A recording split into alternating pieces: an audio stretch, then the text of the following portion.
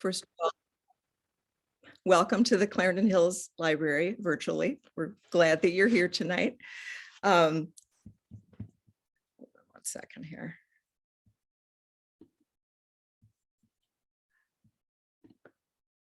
Okay, we're set. Just a couple of housekeeping items before we get started. You're all muted. You were all muted when you came into the program, and we ask that you remain muted during the program so that we don't have any background noise. So that'll be helpful to everybody.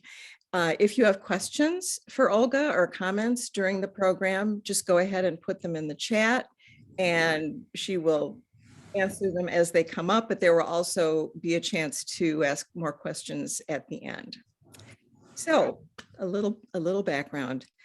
Tonight, we're going to forget about the cold. We're going to forget about COVID, and we're going to take a nice, comfortable armchair journey to St. Petersburg, Russia. Our guide is Olga Cardamone. She and her husband, Doug, are a Russian-American family. Doug was born and raised in California, which is where Olga is tonight. But his interest in Russian literature led him to spend 10 years in Moscow and St. Petersburg. And Olga is a St. Petersburg native.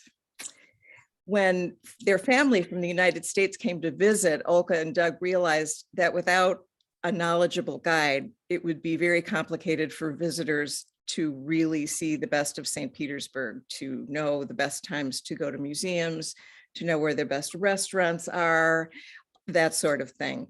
So as a result, they decided to open a boutique travel business called Eagle Travel. And they've been leading, Olga has been leading in-person and virtual tours, of course, virtual for the last couple of years, ever since they opened in 2014. So we're not going to be able to enjoy the restaurants tonight, unfortunately, but Olga can give us an insider access to some of the most beautiful and historic places in St. Petersburg. So please welcome Olga Cardamone. Hi, everybody. Thank you, Lucy, for this wonderful introduction. I'm really excited to meet you all and show you around St. Petersburg today. Before we started this program, Lucy and I chatted, and she actually told me that the weather in Chicago right now is just the same as the weather in St. Petersburg, which, you know, as much as I love my hometown, it made me realize that this is the part of life in St. Petersburg that I don't really miss. And a lot of the views that I will be showing you today of my beautiful hometown, they are summer views. And this is just another wonderful advantage of doing a virtual tour. Number one, it gives me access to the best possible views so that you can really enjoy the beauty of St. Petersburg. Number two, it gives me flexibility because as Lucy mentioned as well, you can ask me questions during the tour, and maybe as I'm answering your question, another site comes up in my mind that I think is worth showing. And you know, all of this is at my fingertips. And finally, it ensures that my internet connection is good so that you can hear me well, you can see my views well. And yeah, so I'm really excited to be showing you around St. Petersburg. I'm a tour guide. I've been guiding since 2012 in St. Petersburg, but my love of museums and history started much earlier. When I was in middle school, I went on a field trip to the Hermitage Museum with my class, and I absolutely fell in love with this museum. And then later, as I got older, my college was located just across the river from the Hermitage Museum. So I also, you know, skipped class there a lot. So finally, I went through guiding courses, which are really rigorous in St. Petersburg. You have to be a licensed guide in order to provide tours.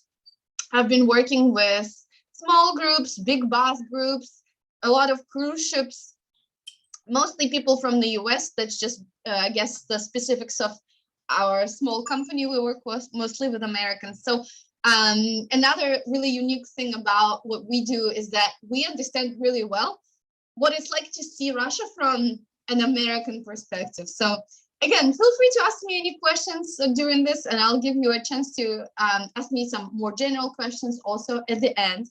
And without further ado, I'm going to share my screen with you and show you a gorgeous view of central St. Petersburg, bird's eye view, to give you sort of an idea of my city's layout and how the city is organized.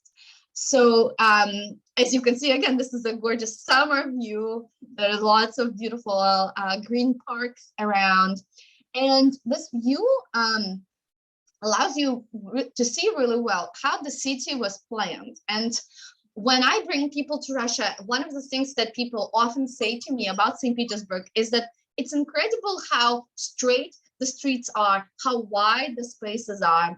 And that is because our city was planned really well from the very start. It's built according to a vision of one person. So St. Petersburg is a brainchild of one of the Russian rulers whose name was Peter the Great. You might have heard his name before. And Peter the Great, he was a Russian Tsar who ruled our country in, just a quick reminder to keep yourself muted, because we hear a little bit of background noise. So yeah, he ruled Russia in the late 17th, early 18th century. And before him, Russia was a really closed country. We were closed to the rest of the world. We were developing our own way. And Peter wanted Russia to become a part of Europe. And he also wanted Russia to become a really significant country in the world. And one thing that we really needed in order to gain that significance was to get access to some sort of sea, because that would be important for the development of our navy, as well as the trade. And we didn't have any such access at that time. So he thought about it, and he found this piece of land that you see right in front of you right now, that at that time belonged to Sweden.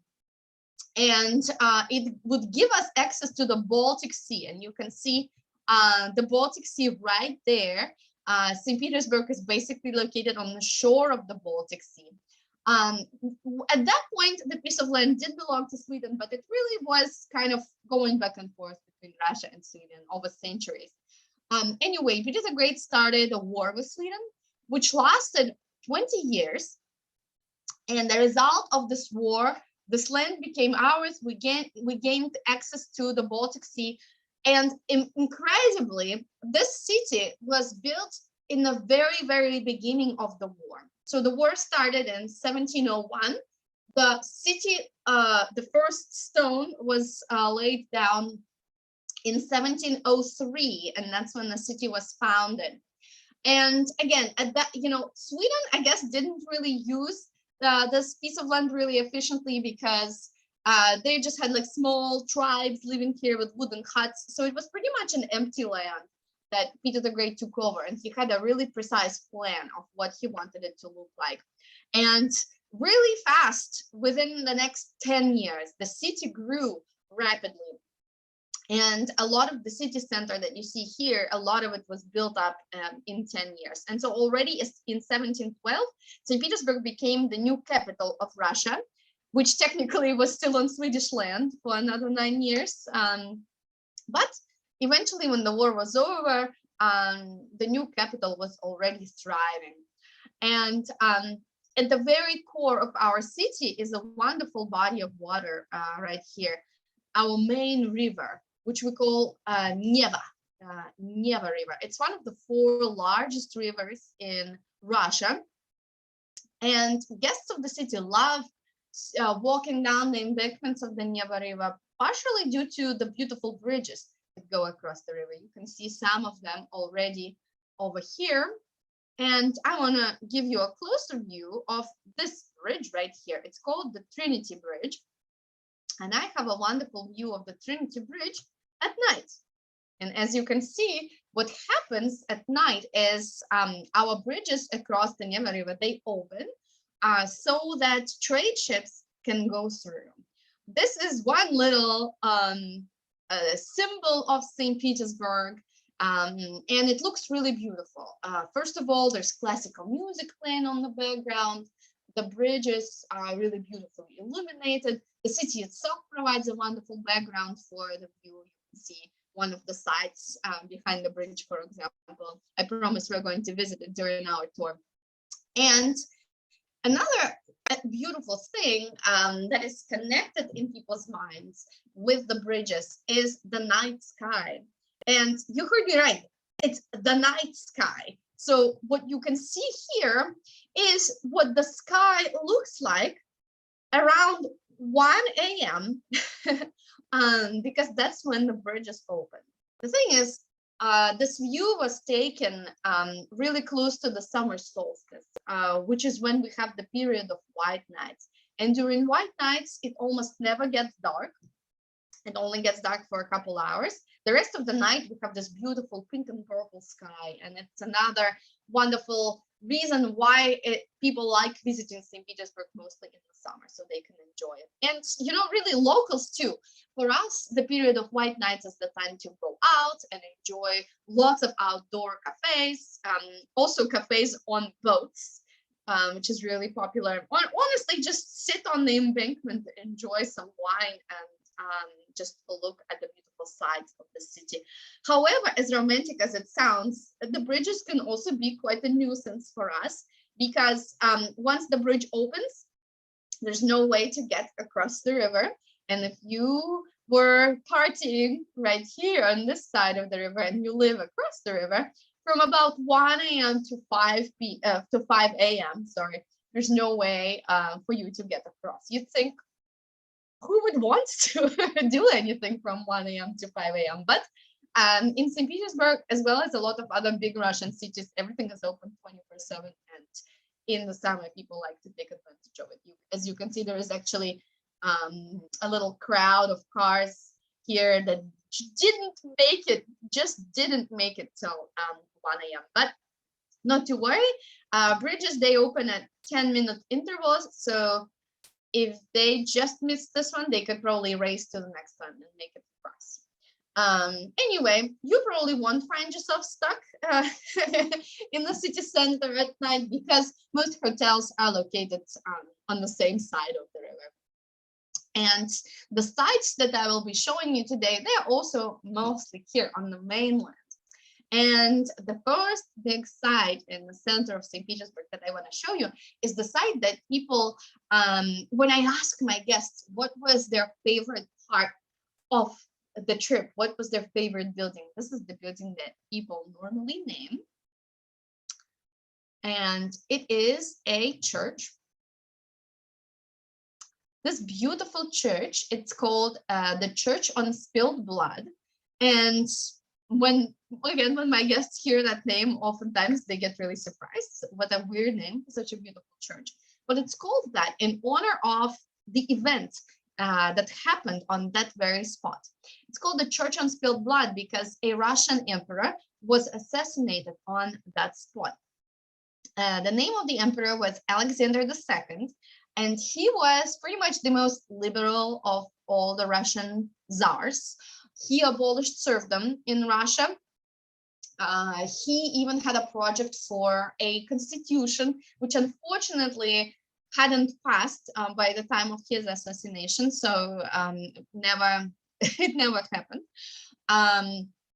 Anyway, for the conservative layers of our society, he was a bit too liberal. While we also had lots of liberal people who believed that he just isn't catching up quite enough to what they were hoping for. So in 1881, in March, one day he was passing by the canal in his carriage when a terrorist threw a bomb at the carriage exploded, and the Tsar was dead.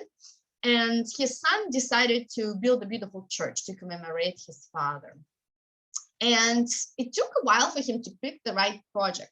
I'm going to give you a quick look around the area so that you can see kind of like what most buildings looked like at the time.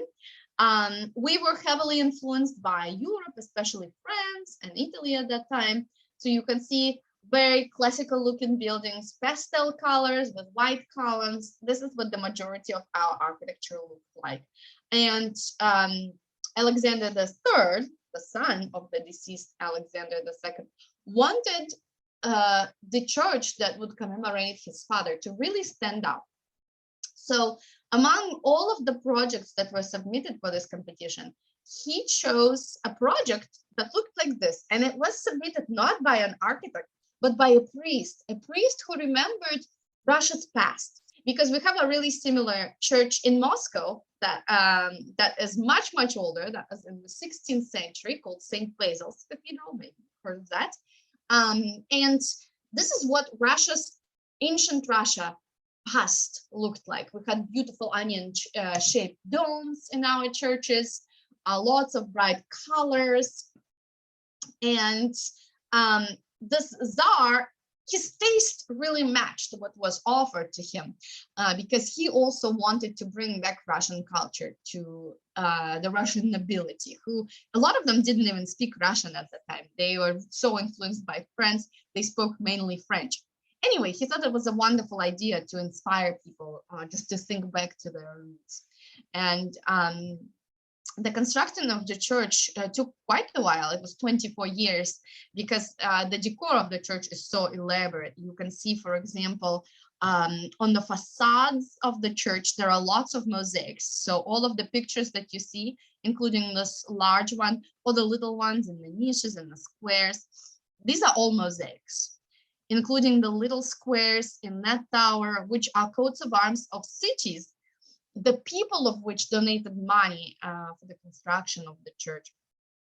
And another big part that took some time to complete was the interior of the church. And of course, you know, our visit wouldn't be complete if we didn't see the church inside. So I'm gonna take you inside, and you will see that inside of the church, the walls of it are covered entirely with mosaics, not just partially. So everything you see here is mosaic. On the walls, you can see mosaics that depict stories from the Bible. On the columns, there are mosaics depicting Christian saints and Orthodox saints, to be precise. And oftentimes I get this question, what about the halos around the saints' heads? Is this gold? Are these mosaic pieces made of gold? Well, yes, kinda, because in order to create these golden pieces of mosaic, this material called gold leaf was used, which is basically pure gold, but it's a very thin layer. It's as thin as a human hair. And it is baked between two layers of glass. And that is how this beautiful golden mosaic was made. And you can see a lot of gold here, for example, in the domes, especially surrounding the figure of Jesus Christ. And the main depiction of Jesus Christ is here in the main dome of the church. So with the projects, with the construction, with decoration of the church, it took a while. As I said, 24 years, and the church was completed in the early 20th century. And after it was completed, it became not available to everyone, but it was a private church of the Russian royal family. So they only attended service there, or they invited people who they knew to attend service there. However, it didn't function as such for a really long time, because one other thing that happened really in the beginning of the 20th century was the Russian Revolution. As you might know, that was 1917. And in 1917, first of all, our monarchy was abolished, so there was no more royal family. And then soon afterwards, several years after, our country became the Soviet Union. And in the Soviet Union, we were not officially an Orthodox country anymore. Officially, we were an atheist country. And even though I would say it would be wrong to say that nobody believed in God in the Soviet Union, or that it was forbidden to believe in God, it wasn't forbidden. However, it was if you wanted to be a member of the Communist Party. And if you're not a member of the Communist Party, you can't really get promoted to high positions. There are a lot of things you couldn't do. And so if you wanted to make it in life in the Soviet Union, you really did have to officially be an atheist. You could not be seen going to church. And some churches still did exist in the Soviet times. However, the majority of the church buildings were either destroyed or converted into other things. And that's exactly what happened to the Church on Spilled Blood. Right after the revolution, it was turned into a storage. At first, it was a storage for theater decorations. And then as World War II came and our city was besieged by the Nazis, this became a vegetable storage. And the locals even called it the Church on Spilled Potatoes instead of spilled blood. And when you use a building like this, not for its intended purpose, of course, there is some wear and tear. There were looters who stole some parts of the decor. Some of it just got worn out because the windows were broken, snow, rain would go in. So it was really dirty.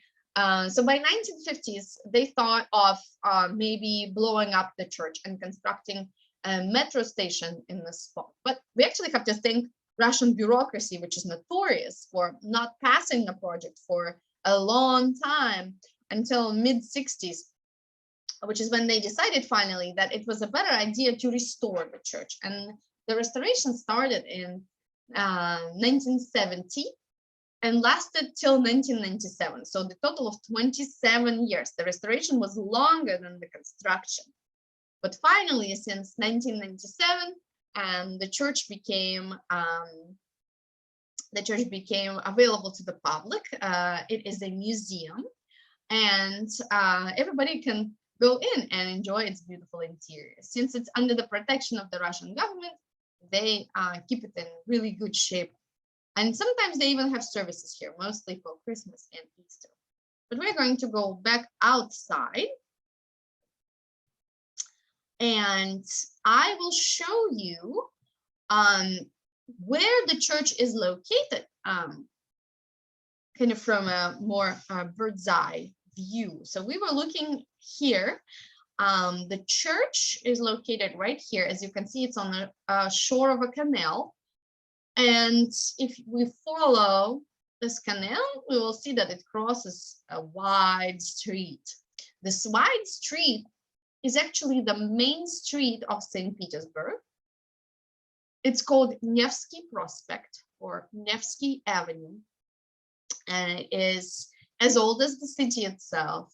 And since it was the main street, of course, it has some of the most beautiful palaces, churches, shops on it. And I would recommend, if you ever visit St. Petersburg, to dedicate your time to just walk from one end of Nevsky Prospect to the other, which is 4 kilometers, but it's worth it.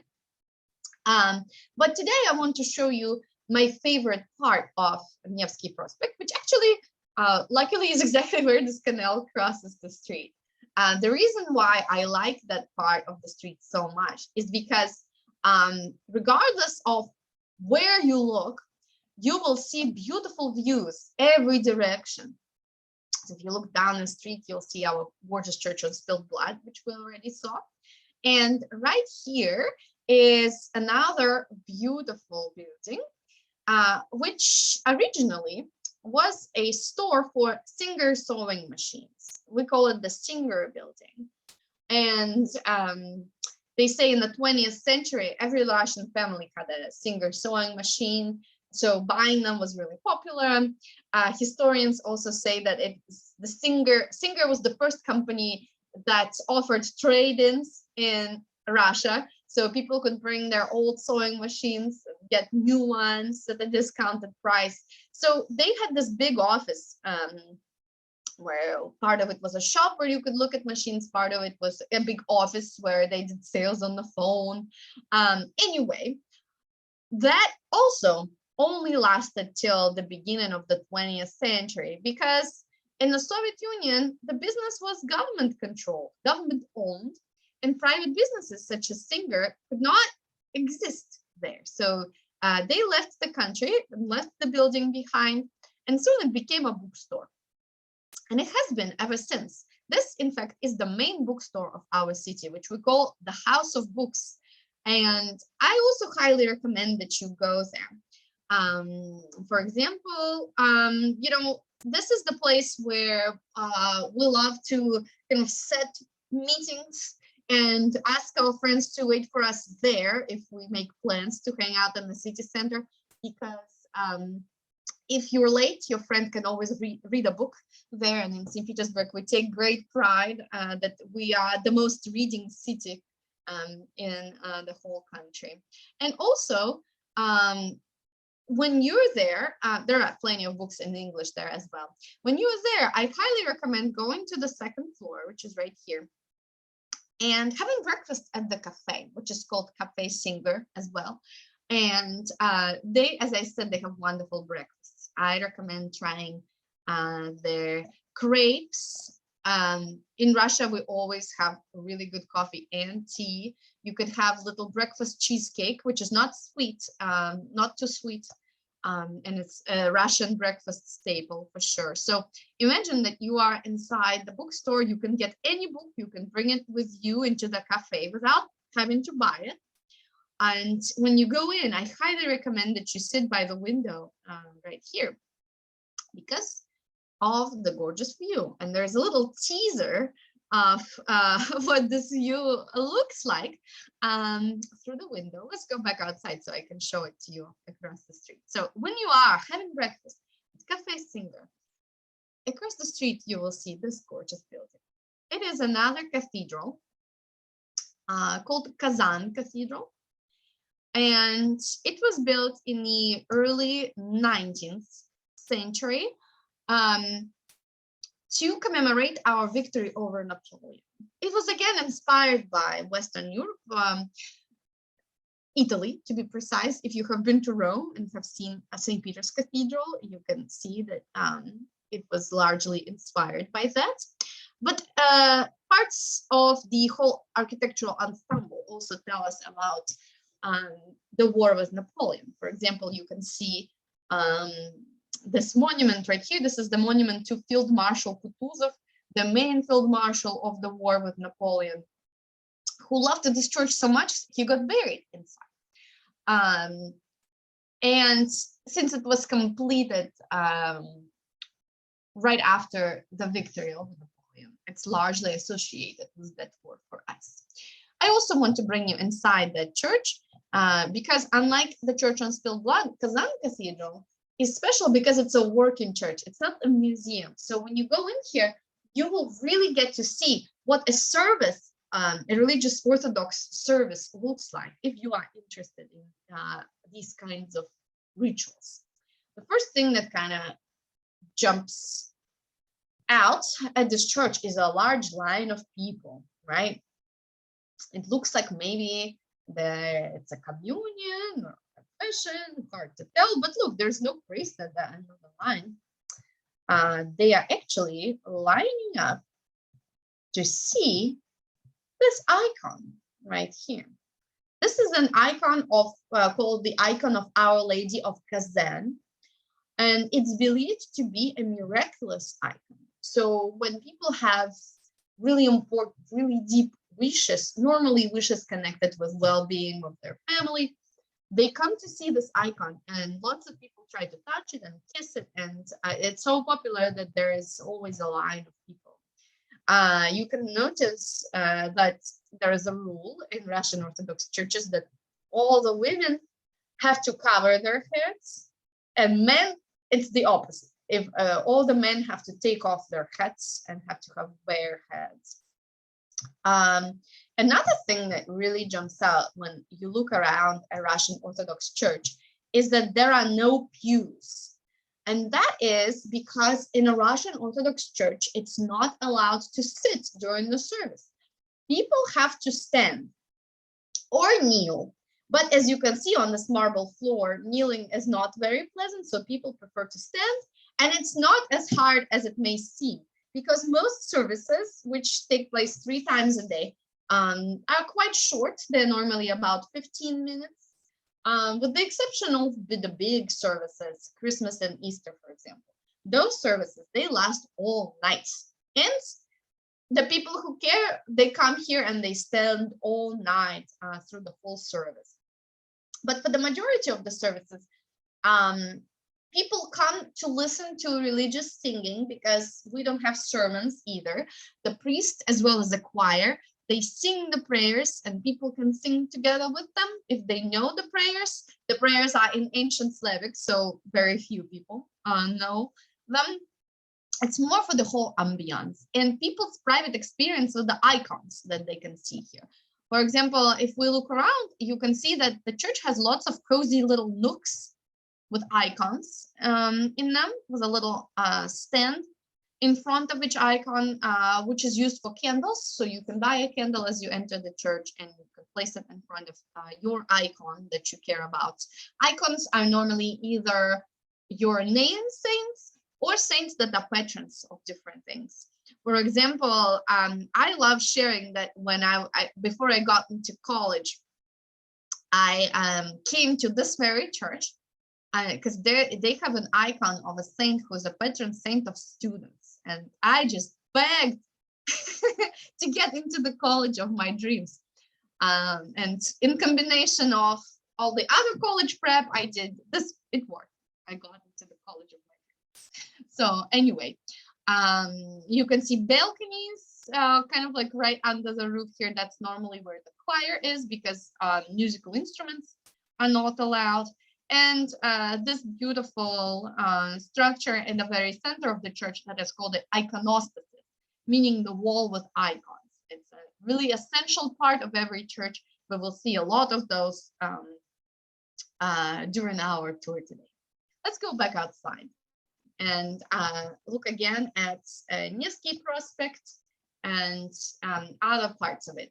Another part of the Nevsky Prospect that I really like is the part right here where the street connects with the main square of our city, which is called Palace Square. So I'll bring you there next. Here we are. In this view allows us to start exploring the square with this beautiful monument. And just like Kazan Cathedral, this monument was also put here to commemorate our victory over Napoleon. It's an angel with a cross, which is believed to be the guardian angel of our city. And the angel is stepping on a snake. The snake symbolizes the enemy. And he's also pointing at the cross. The meaning of this monument is to say that God is with us, hence pointing at the cross, and it helps us step on our enemies and defeat them, basically. Some people believe that the angel has the same face as Tsar Alexander I. We already talked about second and third. This one is the first, who ruled our country in the early 19th century and was the Russian Tsar when we defeated Napoleon. By the way, this column is called Alexander's column in his honor. And the structure of the column itself is quite interesting as well. Here you can see a solid piece of granite, which stands there just by the power of its own weight. So nothing holds the column in its place besides gravity. And when the architect whose project it was, the Frenchman whose name was Auguste Montferrand, placed this icon here, people, as you can imagine, were scared of walking around it because they thought the column would fall. And in order to prove to them that everything would be okay, the column was not going to fall, he actually made a point to walk his dog around the column daily.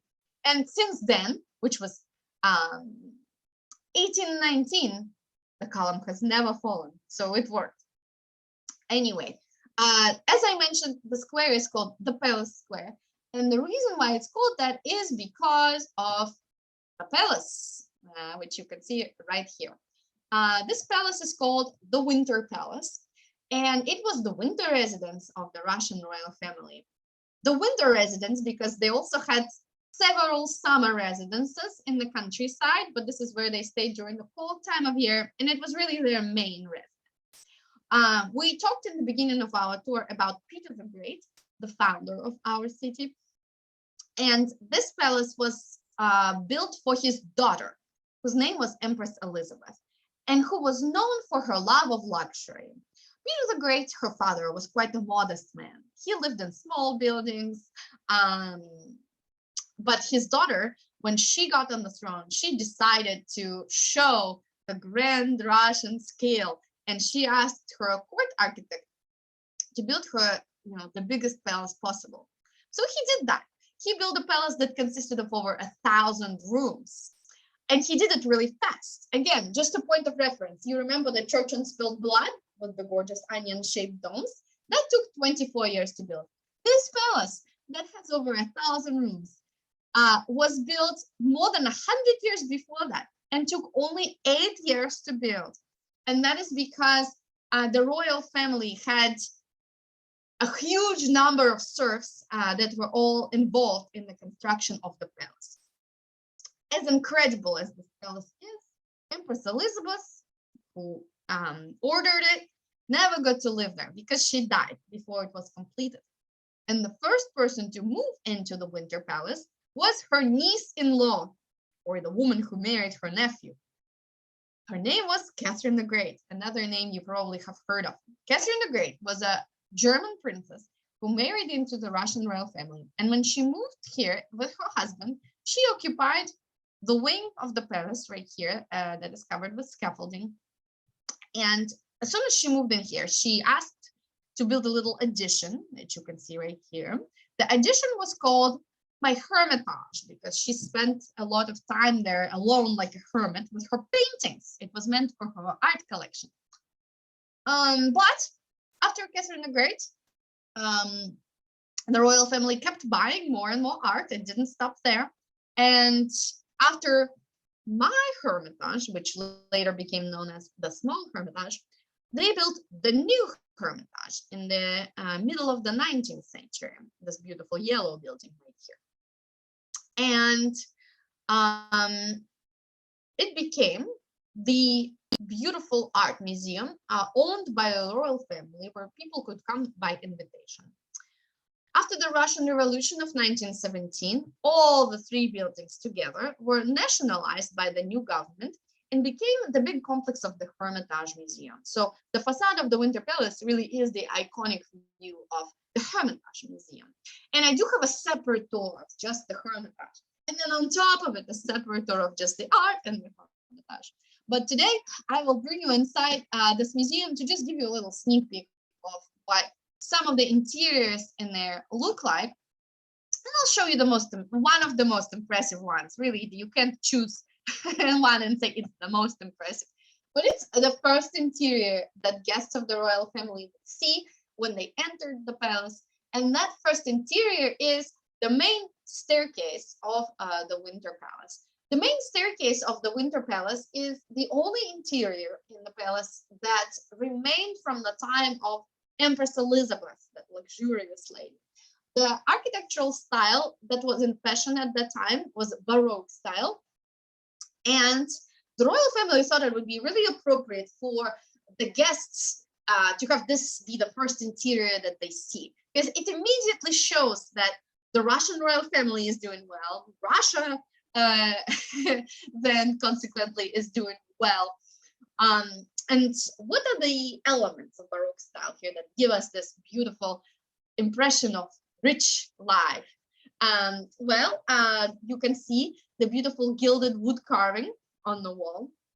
Again, wood is covered with a really thin layer of gold, thinner than human hair, called gold leaf. It has to be reapplied on a regular basis. And another gorgeous part of the decor is this beautiful staircase, which is made of marble, and especially its gorgeous railing. Just look at its beauty and how white it is. It is actually the whitest marble in the world. It comes from Italy, from the region called Carrara, and they take pride in having the whitest marble in the world there. And as the guests went even further up the stairs, they would see even more beautiful objects like these beautiful solid granite columns, or these large windows that give a view of the Neva River and are just symmetrically repeated as mirrors here on the side. And if you looked up, you would see even more beauty. This beautiful ceiling painting here is called Gods of Olympus. And it's meant to show respect to the guests of the royal family. The idea is that when Gods of Olympus heard that the royal family would have such important guests, they all gathered in the sky above the Winter Palace to greet them. And so here they are, the beautiful Gods of Olympus. And of course, from the main staircase, the guests would be guided into some other gorgeous state halls, a lot of which still remained, or the halls of the Hermitage Museum, where the beautiful art collection, including Da Vinci's, Caravaggio's, Titian's, Rembrandt's, is exhibited. And that's what makes the Hermitage so special. The design here, the design of the rooms that remained from the times of the royal family combines really beautifully with the art collection. So it's definitely worth seeing. But we still have some more sights to see in St. Petersburg. So we will go outside and we will look around. And I want to draw your attention to this large gilded dome here. This dome is part of a cathedral that was built by the same architect who put this column up, Auguste Montferrand, the Frenchman. And the cathedral is called St. Isaac's Cathedral. We're gonna get a little closer to it so we could talk some more about it. Here we go. St. Isaac's Cathedral was constructed in St. Petersburg in the middle of the 19th century, or completed in the middle of the 19th century, I shall say. And at that time, St. Petersburg grew from this little city in the middle of nowhere, built on an empty land, to one of the largest European centers where people kept moving to from the remote parts of Russia, as well as other parts of Europe. That's how important St. Petersburg was as a European capital. And as the city was rapidly growing, there was a need for a monumental, large cathedral. And so the Tsar who ruled the country at that time, whose name was Nicholas I, ordered to construct this beautiful cathedral here that would fit 6,000 people at the same time. This cathedral was built. It took 40 years to build. And as a result of that construction, it became the fourth largest cathedral in the world, after St. Peter's in Rome, St. Paul's in London, and Santa Maria del Fiore in Florence. It has lots of incredible elements of decor, some of them were just absolute engineering innovations for that time. For example, the columns that are made of solid pieces of granite were placed in their spots before the walls of the cathedral were constructed inside them, basically. And they used a really new technology to put the columns on their place because they were really heavy. People could not just lift them up. And so they had this special rope mechanism where each column would be wrapped around with ropes. People would be turning, special turning mechanisms. And all in all, it took 23 people to put each column on its place. Or you can see the beautiful doors of the cathedral. Each half of the doors weighs 2 tons. So the doors would normally remain open. People did not have to actually manually open and close them. And of course, the beautiful gilded dome as well as an important part of the church's decor. As the church was built to fit 6,000 people at the same time, the interior also looks quite gorgeous. And I want to bring you there so that we can see it. There we go.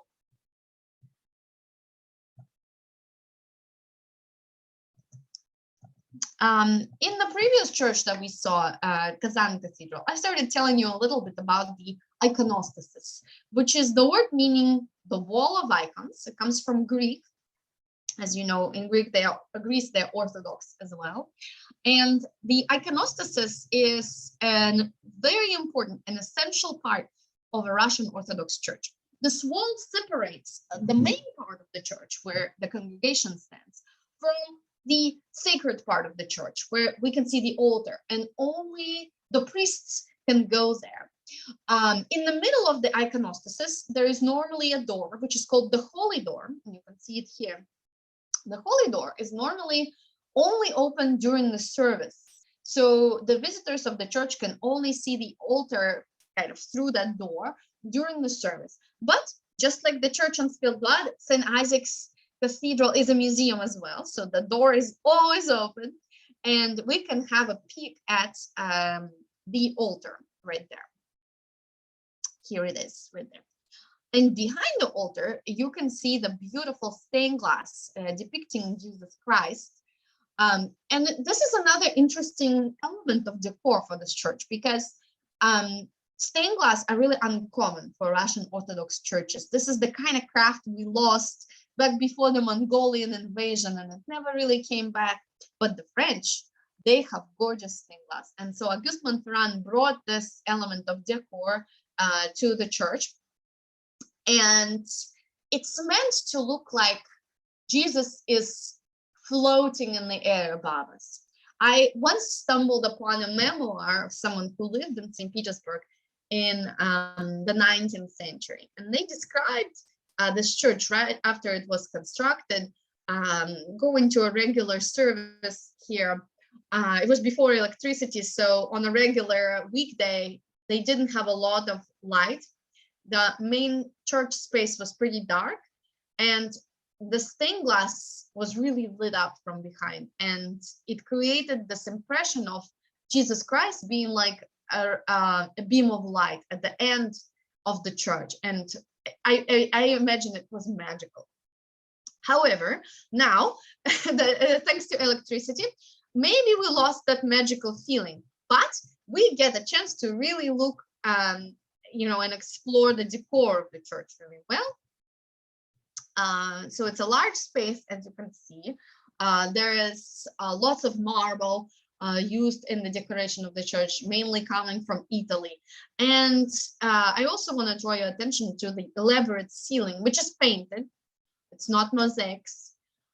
It's painted by the most prominent Russian artists of that time.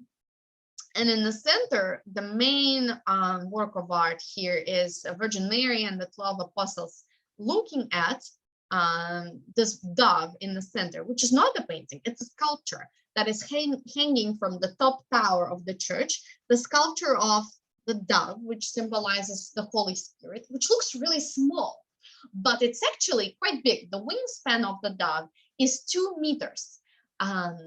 So approximately 6 feet, if I'm not mistaken. And it looks white because there are windows in the top tower, and the actual sculpture is made of wood and covered with silver plates, and the silver plates beautifully reflect light. When I told you about some of the previous churches, I also mentioned that some of them during the Soviet times changed their function as churches were closed. And this church, kind of like the main function of it, was actually really significant, really important storage and shelter, because it has really large basements. And during the siege of Leningrad, right, our city used to be called Leningrad. During the siege of Leningrad, in the shelters underground, not only were people able to hide during bombings, but also a lot of the artwork from the Hermitage Museum was hidden and protected. Anyway, what about the main part of the church? Well, that was turned into an anti-religion museum. Can you believe a church was turned into an anti-religion museum? I have some pictures here for you, just to show you the interior of the church then. In the very center where the dove was hanging, they had the Foucault pendulum. It's a science experiment that is made to prove, that the Earth rotates. There is a large pendulum that is hanging from the top, and there is a circle around the perimeter of the circle, there are these little sticks. And as the pendulum sways, it knocks down the sticks, and you can see that it changes the angle, and it eventually makes a whole circle and knocks down all of the sticks. That proves that the earth rotates. You think, why? How is this connected with anti-religion? Well, one of the main ideas of this museum was to show the victory of science over religion. And there were a lot of propaganda posters there dedicated to that. Anyway, let's go back to the church the way it is now. Another part of the church that people like to see is the colonnade. So people go not just inside the church, but they climb quite a long staircase, over 300 steps, to the top of the church, the colonnade, from which there is one of the best views in the city. For example, this beautiful square has the city hall of St. Petersburg. This brown building with red awnings is one of the most famous hotels in the city, called Astoria.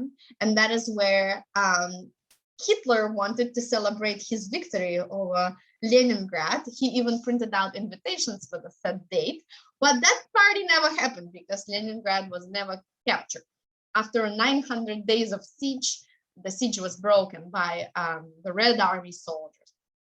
Anyway, on the other side, we can see the beautiful Neva River again, the Hermitage Museum, you might recognize over there. And across the river is another site that I want to show you today. It's a fortress. You can see the fortress walls right here. And the fortress is actually the oldest structure in our city. It's called Peter and Paul's Fortress. And back in the early 18th century, the fortress was called St. Petersburg. That's where our city started. So we're going to go just notice the kind of like the skyline of this fortress, because we're going to talk about it in a minute. But we're going to go inside the fortress walls and explore that area for the next couple minutes. Here we are. We are now looking at the beautiful cathedral, which is known as Peter and Paul's Cathedral. And there are so many incredible things about this cathedral. First of all, the skyline that I pointed out earlier. It's a signature St. Petersburg skyline protected by UNESCO. And it's not allowed to build anything taller than this beautiful cathedral. So the idea is that you should be able to see the spire from anywhere in the city center.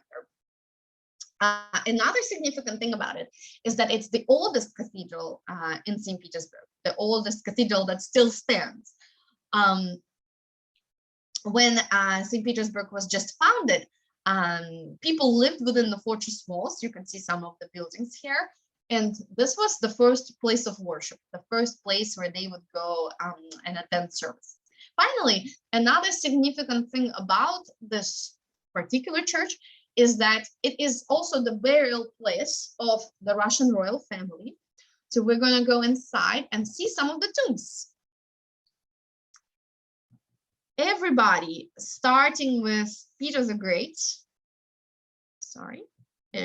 every member of the Russian royal family, starting with Peter the Great, are buried here. So here we are. Another incredible interior that really differs from, I know we saw a lot of churches, but it really differs from the rest of the churches that we've seen. And what makes this church really special is that when it was constructed, I want to remind you, there was like nothing in the area. And the architects who were working on the church, they had to be really inventive in terms of how they decorated, because there were no workshops around to work with marble, for example. So these columns that look like they're made of marble actually aren't. They're painted to imitate marble. Another interesting invention or ingenuity that was used here is with the iconostasis.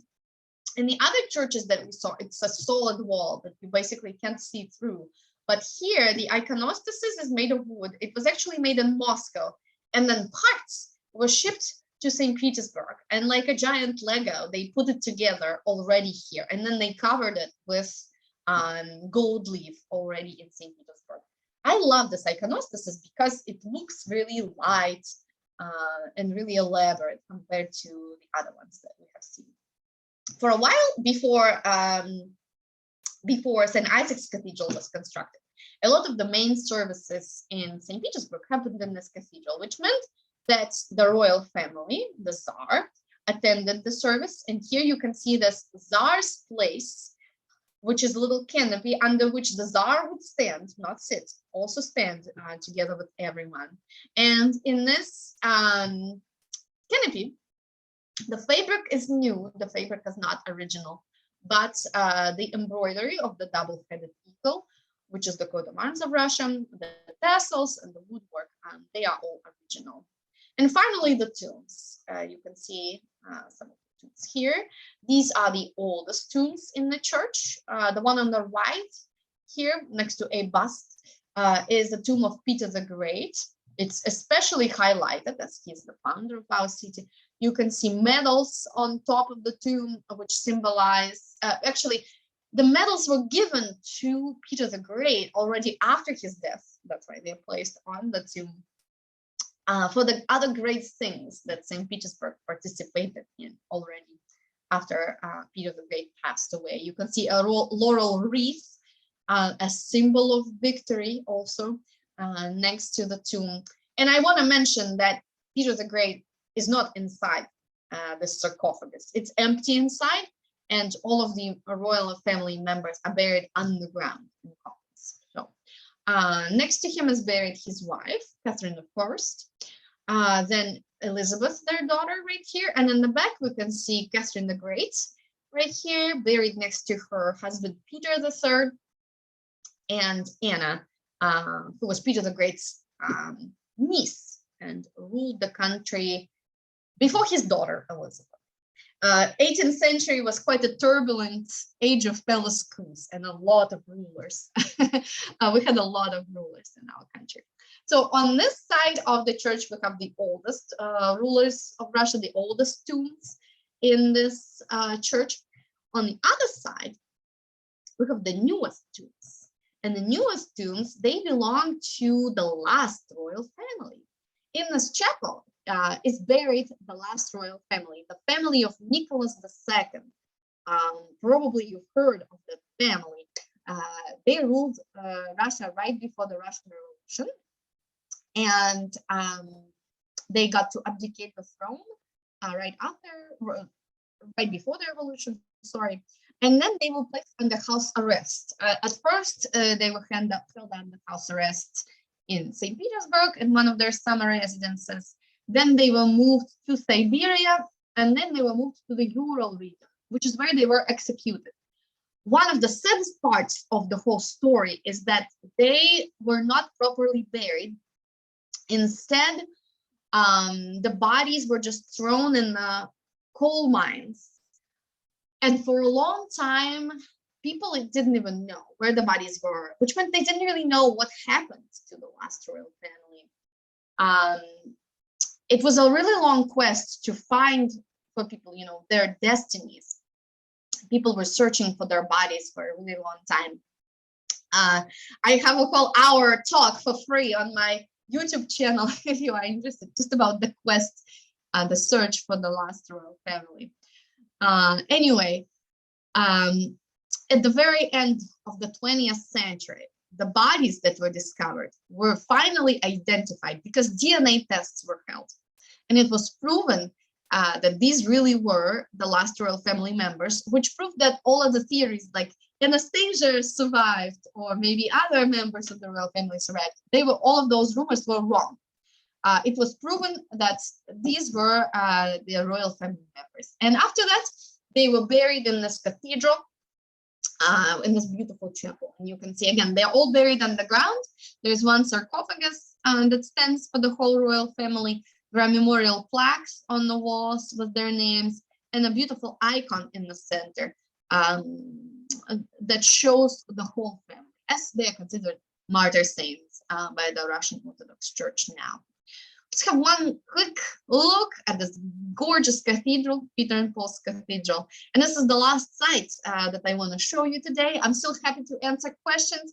Please feel free to put them in the chat. and I will answer.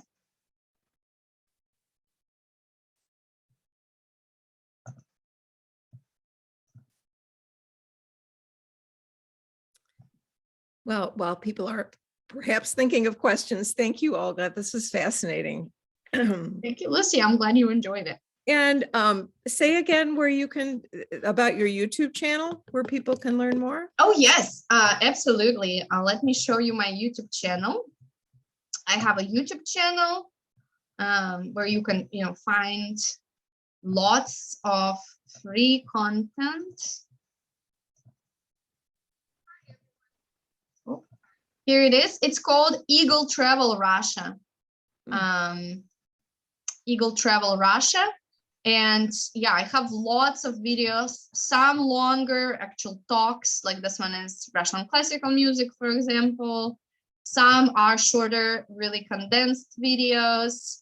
I have videos on, here are some playlists, for example, your itineraries, St. Petersburg, Moscow.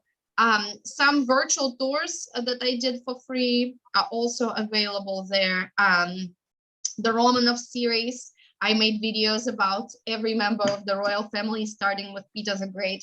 And another thing that I've been doing, and I paused for a bit, but I will definitely come back to it, is the show on Netflix that is called The Last Tsars. If some of you maybe have watched it, I made video commentary for the episodes, so you can check it out over here. I also absolutely love the Hermitage. It's my most favorite place in the world, and I have a playlist just for the Hermitage where you can see some of my content there. I also want to share with you a way to stay in touch, because you can subscribe to my email newsletter, which I send out weekly every Monday. This week's newsletter already came out earlier today, but if you are interested, you can get next Monday's newsletter. In order to subscribe, I'm going to copy and paste the link to this page. You can enter your email address here, your first and last name, and click subscribe.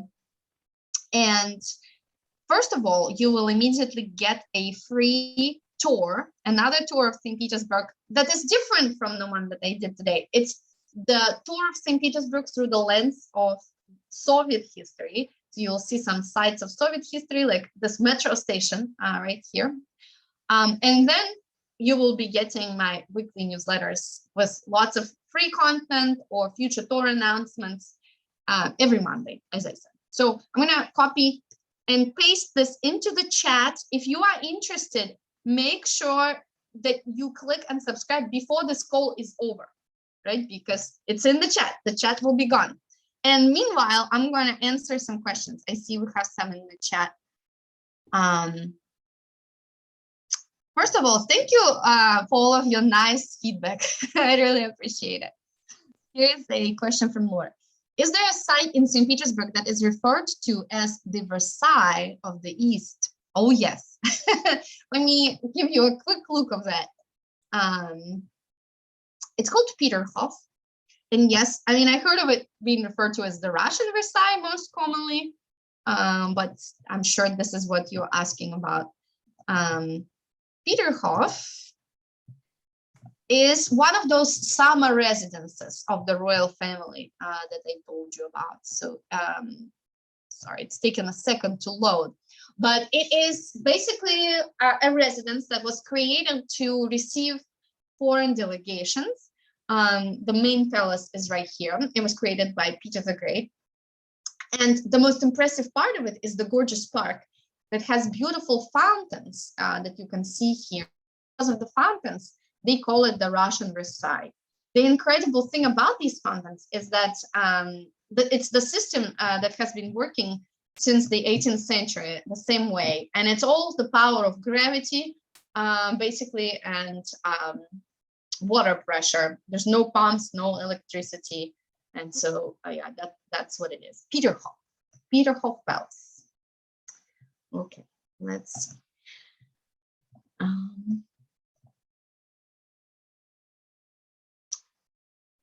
I really admire Russian culture and history. Americans citizens allowed to live there on a permanent basis and own property? Joe, I'd say I know a lot about it since my husband is American. And he lived in Russia for 10 years before we came to California. Yes, American citizens are allowed to live there on a permanent basis. It doesn't mean becoming citizens, right? Because then you would have to give up your American citizenship, but you can get a permission to stay there permanently. And then, yes, you can absolutely buy. No problem. Do you do live tours with groups? Yes, I do. Right now, it's paused. It has been paused just because I would actually recommend against going to Russia right now because of COVID. People are not as careful there as they are in some parts of the US. But I have high hopes for maybe in a year from now, it will be safe. And yes, absolutely. I will be doing live tours with groups. I bring big groups, at least one big group every year. And if you are interested in doing that, I again encourage you to sign up for the newsletter, because that it will be definitely, those news will be delivered through the newsletter.